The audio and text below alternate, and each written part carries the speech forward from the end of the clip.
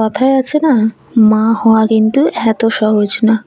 মা হওয়ার পরেই বুঝতে পারি যে মায়ের দায়িত্ব পালন করা কতটা কঠিন। আগে এই টাইমটা ইচ্ছা করেই ঘুমাতে চাইতাম না, আর এখন চাইলেও এই টাইমটা ঘুমাতে পারি না।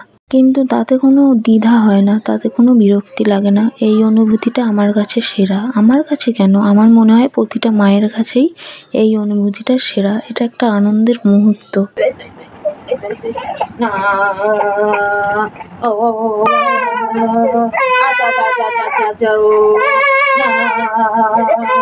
কয়েকদিন ধরে এত গরম পড়েছে না যে সত্যি বাচ্চাটা ভীষণ কষ্ট পাচ্ছে। আর আমার মেয়ে তো গরম হোক যাই হোক, ও দেখেছি এই দুপুর টাইমটা কিছুতেই ঘুমায় না।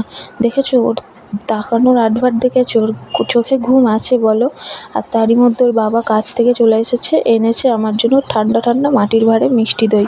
তো আমি তো দই খেতে ভীষণ পছন্দ করি। তোমরাও কে কে আমার মতন দই খেতে পছন্দ করো অবশ্যই কমেন্ট করে জানাও। আমি কিন্তু টক মিষ্টি দুটো দই খুব পছন্দ করি। বাবা মেয়ে তো দুজনে খুনসুটি, দুজনে খেলা করছে আর কি, যেটা বলা যায়।